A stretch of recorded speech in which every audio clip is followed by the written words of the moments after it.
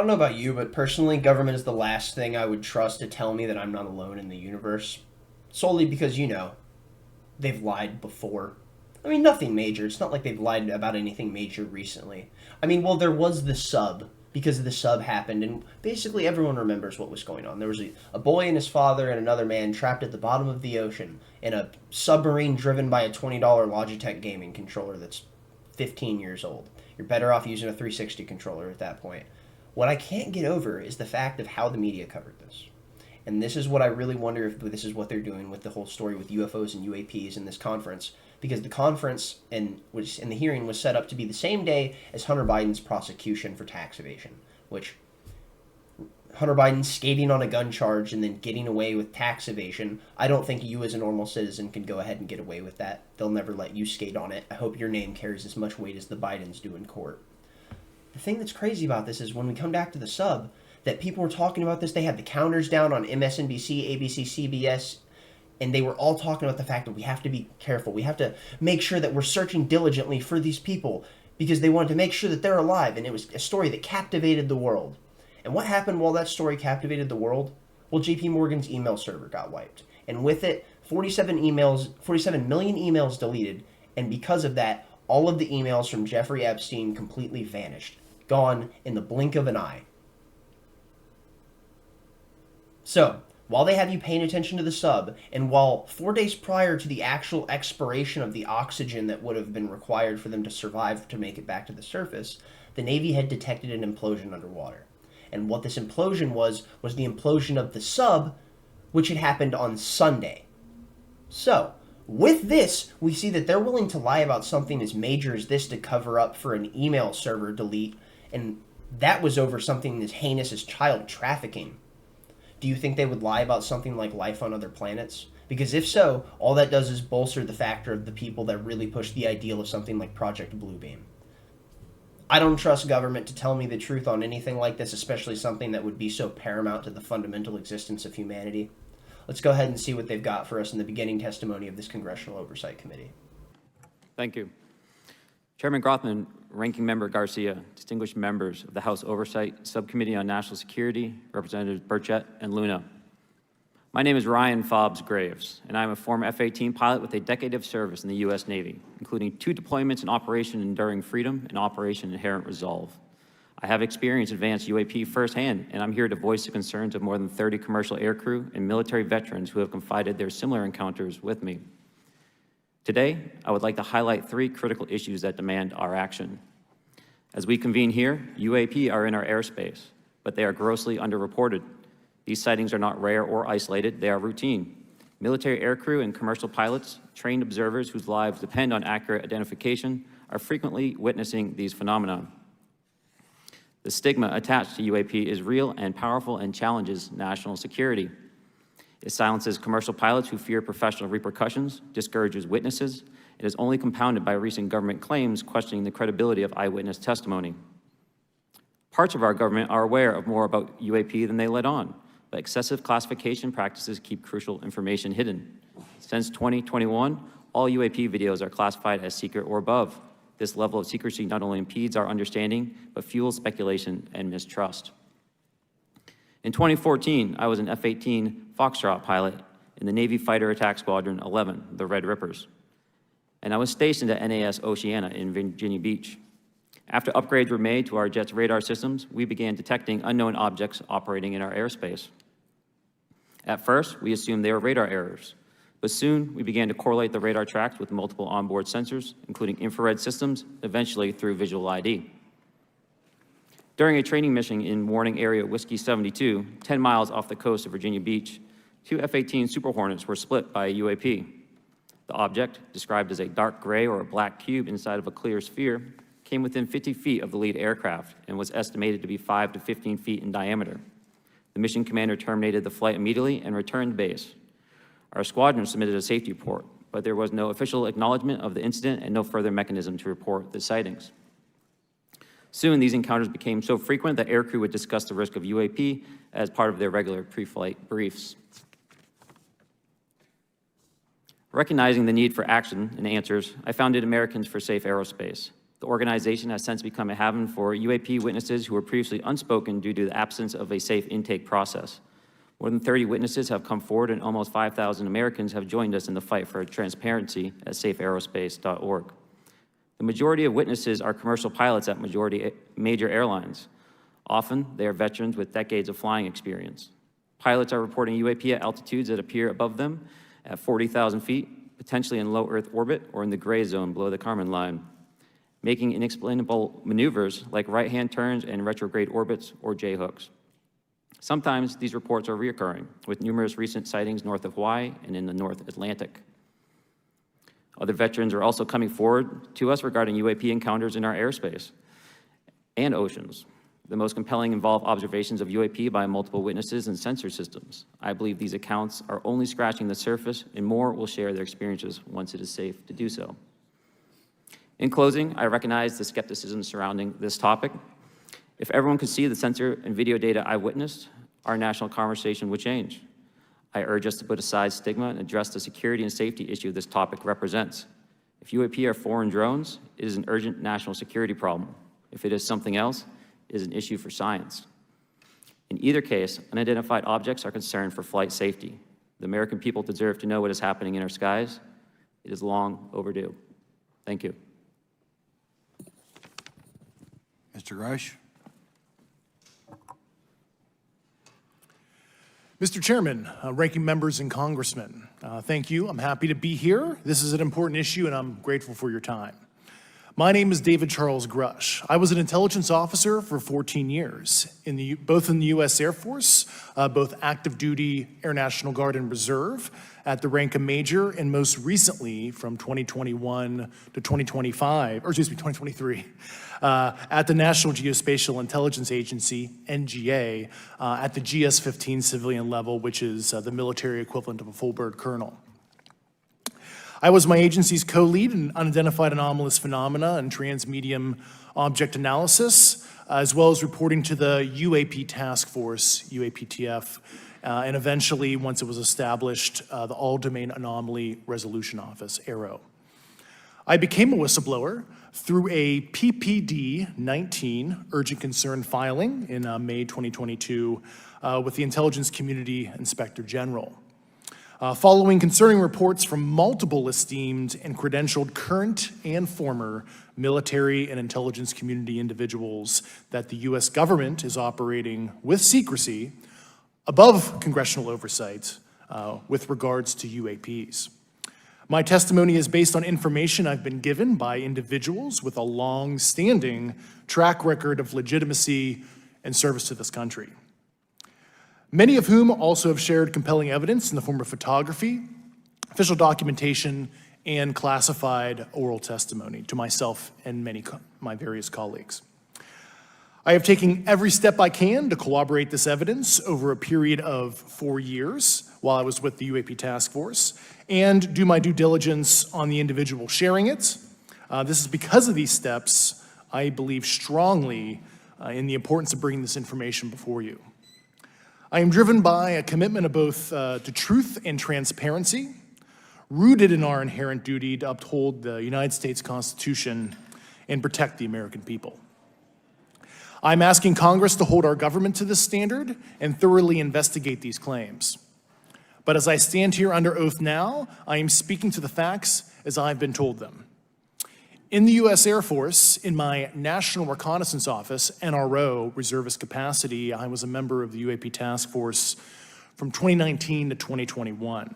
I served at the NRO Operations Center on the Director's Briefing staff, which included the coordination of the Presidential Daily Brief and supporting variety of contingency operations, which I was the Reserve Intelligence Division Chief backup. In 2019, the UAP Task Force Director asked me to identify all special access programs and controlled access programs, also known as SAPs and CAPs, we needed to satisfy our congressionally mandated mission, and we were direct report at the time to the DepSecDef. At the time, due to my extensive executive level intelligence support duties, I was cleared to literally all relevant compartments and in a position of extreme trust, both in my military and civilian capacities. I was informed in the course of my official duties of a multi-decade UAP crash retrieval and reverse engineering program, to which I was denied access to those additional read-ons when I requested it. I made the decision, based on the data I collected, to report this information to my superiors and multiple inspectors general, and in effect becoming a whistleblower. As you know, I've suffered retaliation for my decision, but I am hopeful that my actions will ultimately lead to a positive outcome of increased transparency. Thank you, and I'm happy to answer your questions. Thank you. Commander Fravor? Thank you. Thank you, Mr. Chairman, Congressmen, Congresswomen.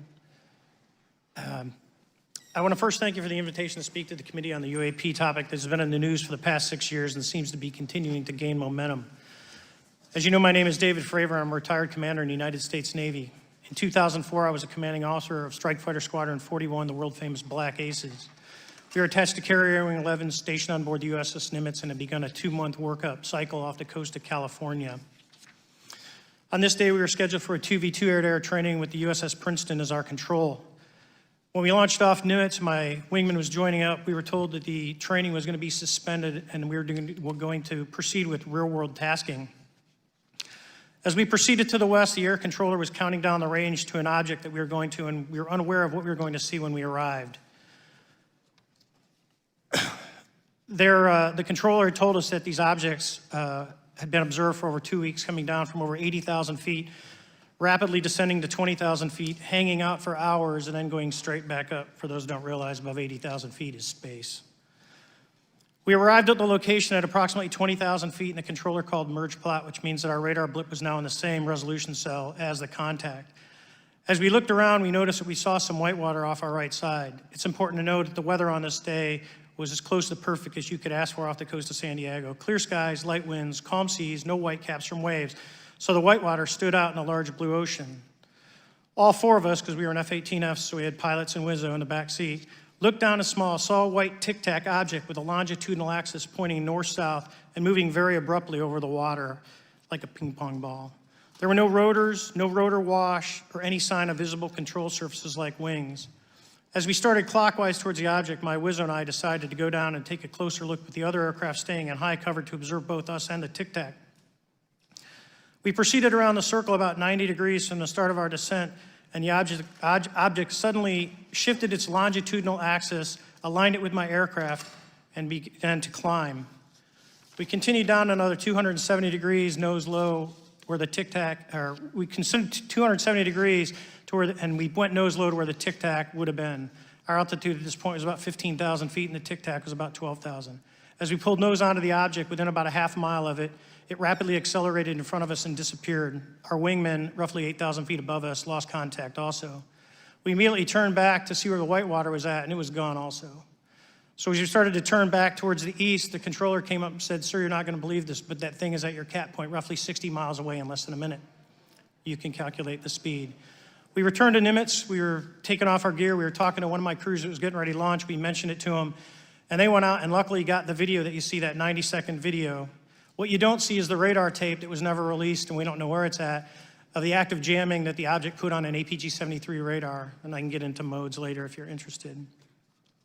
What is shocking to us is that the incident was never investigated. None of my crew were ever questioned. Tapes were never taken, and after a couple days, it turned into a great story with friends. It wasn't until 2009 till Jay Stratton had contacted me to investigate. Unbeknownst to all, he was part of the ATIP program in the Pentagon led by Lou Elizondo. There was an unofficial official report that came out that's now on the internet. Years later, I was contacted by the other pilot, Alex Dietrich, and asked if I'd been contacted, and I said no, but I'm willing to talk. I was contacted by Mr. Elizondo, and we talked for a short period of time, and he said we'd be in contact. A few weeks after that, I was made aware that Lou had left the Pentagon in protest and joined forces with Tom DeLonge, Chris Mellon, Steve Justice, and others to form Two Stars Academy, an organization that pressed the issue with leading industry experts and U.S. government officials. They worked with Leslie Keane, who is present today, Ralph Blumenthal, and Helene Cooper to publish the articles in the New York Times 2017 New York Times, and it removed the stigma on the topic of UFOs, which is why we're here today. Those articles open the door for the government and public that cannot be closed. It has led to an interest from our elected officials who are not focused on little green men, but figuring out where these craft are, where they're from, the technology they possess, how do they operate. It also led to the Whistleblower Protection Act and the NDAA. There are multiple witnesses coming forward to say that have firsthand knowledge, and Mr. Grush just covered that. What concerns me is that there's no oversight from our elected officials on anything associated with our government processing or working on craft.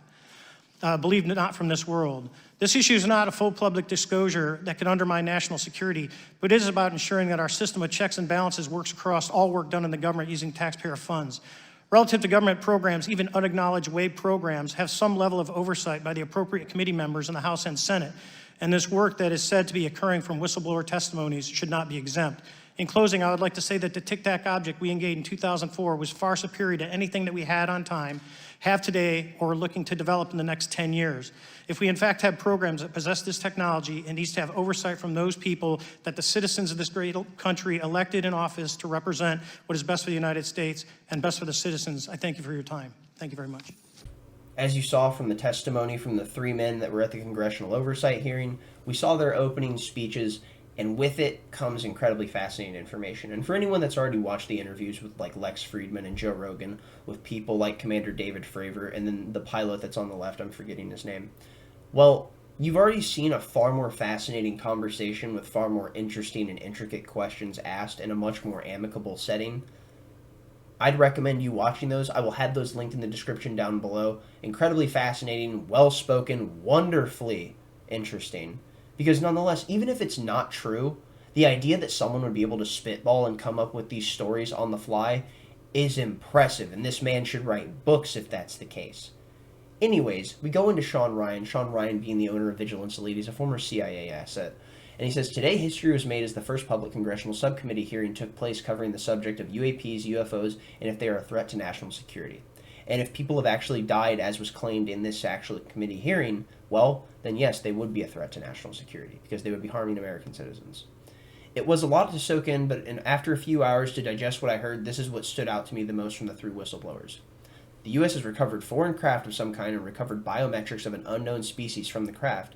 The military-industrial complex companies are grossly overcharging the government on projects and weapons to fund black-budget projects to produce their own technologies to engineer their own UAPs, which very well could be the things that we're seeing. Several congressmen and congresswomen top-secret clearances have been denied access to military bases that have information on UAPs and UFOs, which we know this is true. We now know that there are non-human intelligences since the 1930s that we have known about. So that's, again, if this is even actually true, it says modern day physics tells us that no human could survive the acceleration and g-force that these crafts are capable of, which is true because what they would have to do is, within these crafts, they would effectively have to completely remove the process of inertia. Otherwise, it's going to jellify your insides, much like if you were going to be near a sonar blast that went off. There are active misinformation agents within the government. In brackets, it says, we don't know who. I found the whistleblowers to be very well spoken and credible as it gets on their particular subject.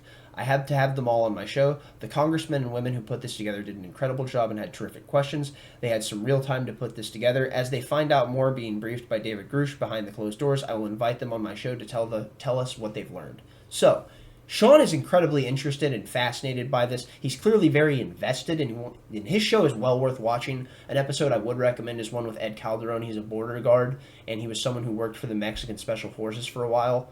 And the stories he tells are so harrowing and heart-wrenching. And you can just see the pain in his eyes when he speaks of the factors of what he's done and what he's seen. And you realize the weight that's put on a lot of the people that have to stand up and bear the burden of the stone on their shoulder to push it up the hill, and no matter how hard they try, it will always crush them, just as it does in the myth of Sisyphus. But nonetheless, it is their duty to stand up and push the stone back up the hill simply because they must. I cannot recommend that interview enough. It's absolutely harrowing. But nonetheless, that's not what we're talking about. Here we see witnesses tell Congress non-human biologics were found at an alleged crash site from UFOs. I don't know if I trust this. I really just don't, but I am endlessly fascinated by it. So when I was younger, I was with a friend of mine, Sean, and we looked up and we're just sitting out front of my house, and I saw this ball of light just in the distance, just like very high up, just snapping in and out of place, just ping-ponging back and forth. And I mean, so fast that you could not even fathom how quick it was actually darting into position and reorienting itself. And what I thought was so crazy about it is that No drone could actually fly like that. I fly drones. I fly quadcopters. I fly helicopters, like all of that stuff. Not actual helicopters that you yourself would sit in, but I flew the little RC ones and all that stuff when I was younger, and I was very, very good at it. I got a piloting license to do it and everything. So here's the deal. They have no capacity to fly with such an erratic nature like what I was witnessing.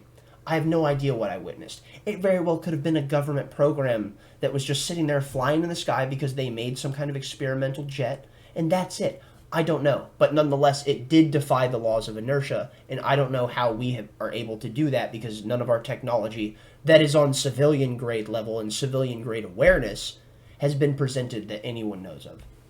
So here it says, a former intelligence official claimed the U.S. government has been covering up long-standing defense programs that collect and reverse engineer unidentified flying objects, or UFOs, and has found non-human biologics at alleged crash sites. The highly anticipated testimony from David Grush, a former member of the U.S. Air Force panel on unidentified anomalous phenomenon, also known as unidentified aerial phenomenon, UAPs, was part of an effort by Congress to pressure intelligence agencies for more transparency into the existence of UFOs, a subject of heightened scrutiny following an increase in reporting sightings by military personnel and pilots in recent years.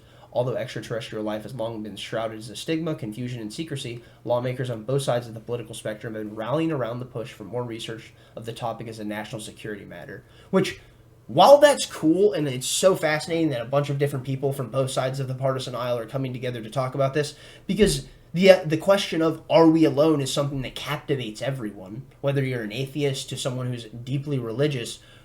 It's something that you want to know, because let's say you are a religious person. It's like, and the whole fundamental is that you're made in God's image. Well, wouldn't it be fascinating if you were to run into an extraterrestrial life and they weren't constructed as you were, or even more so, what if they were a bipedal humanoid-like creature, and that would only further bolster the religious argument that these people are somehow created also in the image of God. You never know which way this will be taken by any group of people. It's quite fascinating. So, I'm not going to read this whole article. I will have it linked in the description. What's far more worth it is to go ahead and actually watch the testimony itself than to just go ahead and get the narrative from the corporate press. Let's go ahead and go through Twitter and go through a couple clips. We see from the Citizen Free Press, Representative Garcia says, "Do you believe the government is in possession of UFOs?" Former Air Force intelligence officer David Grush, "Absolutely. Based on interviewing over 40 witnesses from over 40 years, 40 witnesses over 4 years, I know the exact locations." This guy, that David Grush, isn't even 40 years old himself. My gosh. Mr. Grush, finally, do you believe that our government is in possession of UAPs? Absolutely, based on interviewing over 40 witnesses over 4 years. And where? I know the exact locations, and those locations were provided to the Inspector General, and some of which to the intelligence committees. I actually had the people with the firsthand knowledge provide a protected disclosure to the Inspector General. Okay, so he's saying, I know exactly where this is, and they talk about this numerous times in the Congressional Oversight hearing, where he's saying, I can't talk about this because what's going on is we need to be in a skiff because this is classified, and I can't be talking about this in an unclassified setting where the information can just get out and everyone can take it. So, if that's the case, and if this is real, which they weren't granted a skiff for this committee, they were supposed to have one, and they said no for some reason, God knows why. But also, I will admit it's a little bit more valuable that it wasn't put into a skiff, solely because the first presentation of this information being documented, if this is legit, then it's put on fully public record, that everyone in the public was able to see this being transcribed into government record. So, here we see former Air Force officer David Grush, and what we're going to see is the fact that he's claiming that people have been physically harmed by these craft or by these entities. Any personal knowledge of people who have been harmed or injured in efforts to cover up or conceal these extraterrestrial technology? Yes. Personally. Have anyone been murdered that you would think, that you know of or have heard of, I guess? I have to be careful asking that question. I directed people with that knowledge to the appropriate authorities. I wonder if he means he has to be careful answering that question. So, let's talk about this. Okay, let's say it's not the actual entities or the whatever doing this, and it would be people within government organizations are the ones that would be taking people away and effectively just black boxing them for the rest of their life, or who knows what else, just removing them from the equation, we'll say. And he talks about the fact that people have been physically harmed in efforts to cover up extraterrestrial activity, and he answers without hesitation, yes. How do you know this? Personally. It's like, well, I wonder if this comes down to the fact that he knows people have been personally attacked, or he's just referencing himself being personally attacked. So here we see from Rep. Matt Gaetz, he says, several months ago, my office received a protected disclosure from the Eglin Air Force Base indicating there was a UAP incident that required my attention. I sought a briefing regarding that episode and brought Representative Tim Burchett and Representative Luna with me. We were initially denied access to images, radar, and conversation with all members of the flight crew. After demanding access, the information was exclusively shown to me, and I was able to speak with one member of the flight crew who took the photo.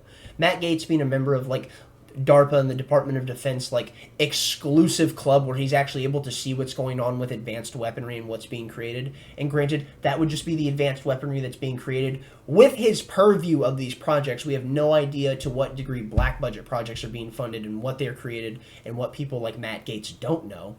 So he says, the image was of a UAP that I am not able to attach to any human capability, either from the United States or of any former adversary of ours. The pilot said he was encountered a fleet of UAPs in diamond formation over the Gulf of Mexico, which was confirmed on radar that I reviewed. He said approaching the UAPs caused video of other aircraft security features to malfunction. He saw what I can only describe as an orb, not of any human capability that I am aware of. This is a major thing that needs to be talked about, which Commander David Fravor talks about this in his interview with Joe Rogan and Lex Friedman, is the fact that an active jam on a radar within your own airspace is an act of war. So what this was effectively doing is an act of war within United States airspace, and then it dipped off faster than anyone could possibly track it. And this has happened numerous times when people encounter these actual crafts or whatever they are that's up in the sky. What they're seeing is that it actively jams their radar, which is an act of war. I don't know what to lead from that. Let's go ahead and jump into Matt Gaetz and what he has to say. Several months ago, my office received a protected disclosure from Eglin Air Force Base indicating that there was a UAP incident that required my attention. I sought a briefing regarding that episode and brought with me Congressman Burchett and Congresswoman Luna. We asked to see any of the evidence that had been taken by flight crew in this endeavor and to observe any radar signature as well as to meet with the flight crew. We were not afforded access to all of the flight crew. And initially, we were not afforded access to images and to radar. Thereafter, we had a bit of a discussion about how authorities flow in the United States of America, and we did see the image. And we did meet with one member of the flight crew who took the image. The image was of something that I am not able to attach to any human capability, either from the United States or from any of our adversaries. And I'm somewhat informed on the matter, having served on the Armed Services Committee for 7 years, having served on the committee that oversees DARPA and advanced technologies for several years. When we spoke with the flight crew, and when he showed us the photo that he'd taken, I asked why the video wasn't engaged, why we didn't have a FLIR system that worked. Here's what he said. They were out on a test mission that day over the Gulf of Mexico. And when you're on a test mission, you're supposed to have clear airspace. Not supposed to be anything that shows up. And they saw a sequence of 4 craft in a clear diamond formation for which there is a radar sequence that I alone have observed in the United States Congress. One of the pilots goes to check out that diamond formation and sees a large floating, what I can only describe as an orb. Again, like I said, not of any human capability that I'm aware of. And when he approached, he said that his radar went down, he said that his FLIR system malfunctioned, and that he had to manually take this image from one of the lenses, and it was not automated in collection, as you would typically see in a test mission. So I guess I'll start with Commander Fravor. How should we think about the fact that this craft that was approached by our pilot had the capability of disarming a number of the sensor and collection systems on that craft?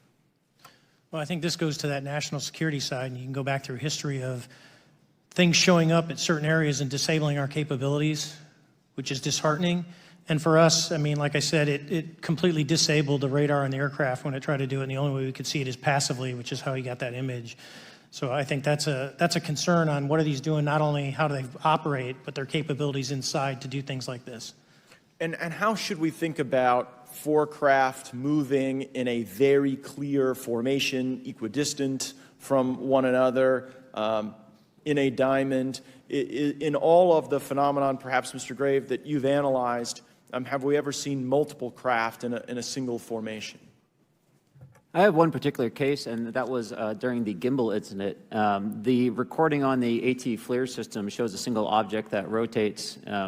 You hear the pilots refer to a fleet of objects that is not visible on the FLIR system, and that was something that I witnessed during the debrief as part of the radar data on the situational awareness page.